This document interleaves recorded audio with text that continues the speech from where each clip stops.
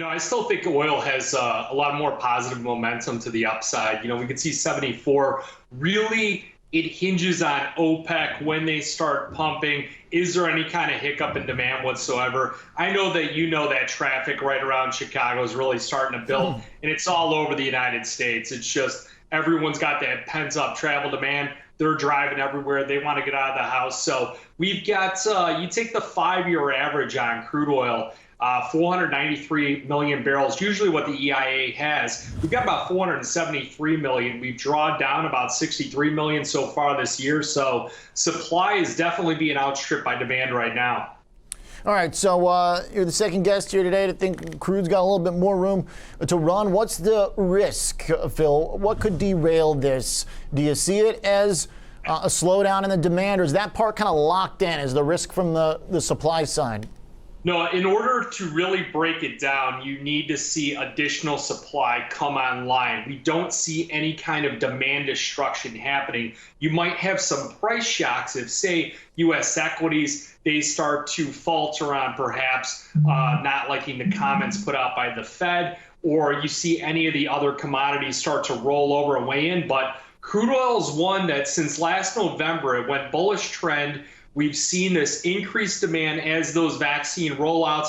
As you see the Cubs, they're at 100% occupancy. The White Sox will be hopefully soon, and you're going to continue to see that demand arrive.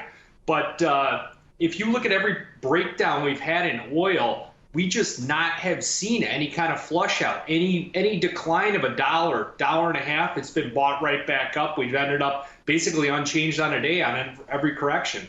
Okay. So, Phil, what about when we compare it to this pullback in some of the other commodities, call them the inflationary signals that folks have been watching, and lumber and what's happening with copper? I mean, to see those roll over just when crude is picking up, should we be skeptical of this pullback in copper and lumber as being the end of the inflationary impulse? I mean, crude's got to be worth something, right? Okay, each one of those have like an independent factor surrounding the inflation standpoint. Crude oil has been time tested to be your best inflation play. Just historically, that's been it. You go to lumber, that was merely a supply demand disruption along with the supply chain. The supply chain issues are slowly being resolved as people come back to work in those mills, in the shipping yards, and in transportation side.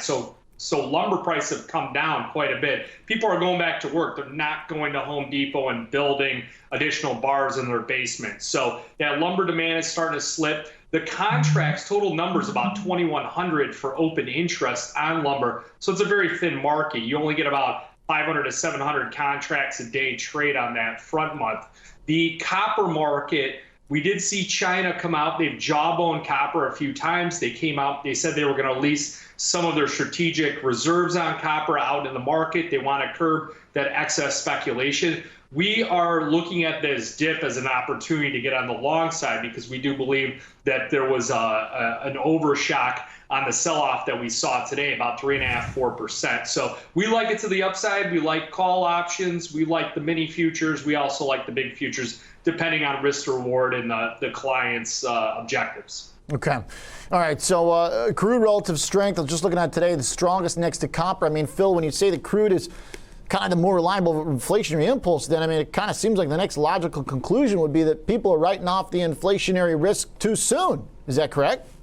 The inflationary risks are going to continue to go to the end of the year because the Federal Reserve is completely handcuffed because they've got this dual mandate. They've got the part of it that's the employment factor. They've reached the inflation factor. But if you base it upon, a 550,000 person job growth every month, it's going to take them 12 to 14 months in order to get to full employment. So expect people are going to be really chewing on this inflation bug. Everyone's going to be an expert on inflation by the end of the year. Okay. All right, Phil, interesting. Is we're still talking inflation then. What about the other stuff? I know you trade a little Bitcoin here and there. Is that the trade? Is gold the trade? I mean, right now, both of them have been getting hurt. Bitcoin's in this $30,000 to $40,000 range. So up at this 40,000 area, we'd be sellers of it.